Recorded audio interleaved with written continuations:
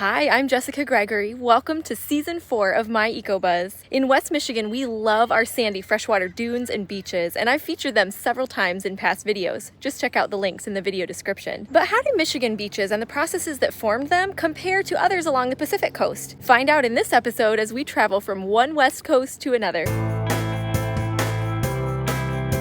Let's start with the sand.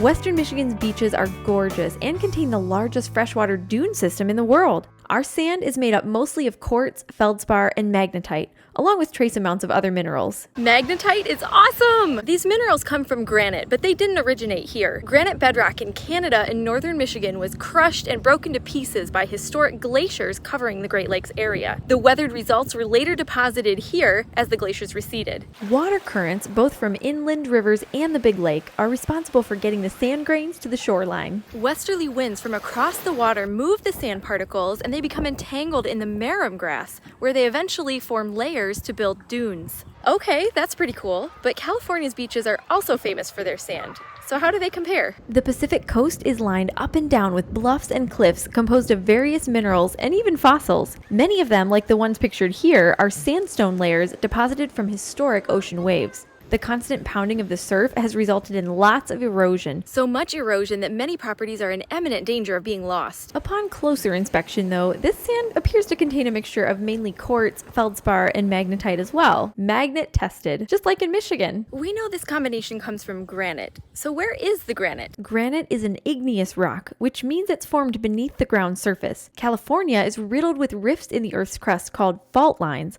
which have produced granite formations in this area. These formations are weathered over time and particles get transported to the shorelines via rivers. Similar to Michigan, California's coast also has dunes in some places thanks to westerly winds from across the ocean. So Michigan sand comes from glaciers, while California's comes from eroding sandstone cliffs and fault line activity.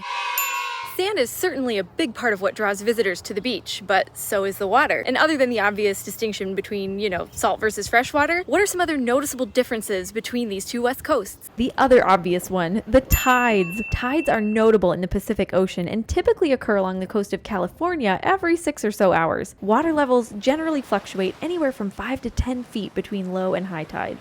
Do we have tides in Michigan? Well, tides are created by the gravitational pull of the moon on the Earth, so yes, Lake Michigan also experiences tides, just like every other body of water.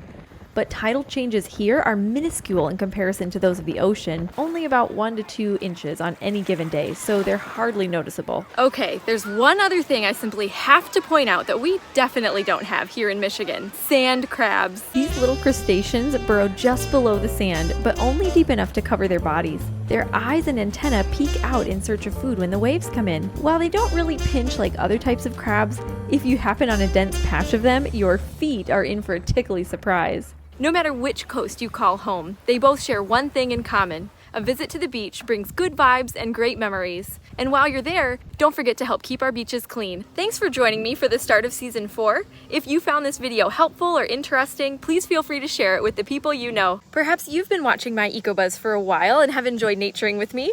Would you consider becoming a sponsor to make sure this work can continue? Visit myecobuzz.org to learn more. Thanks for joining me. Until next time, happy naturing.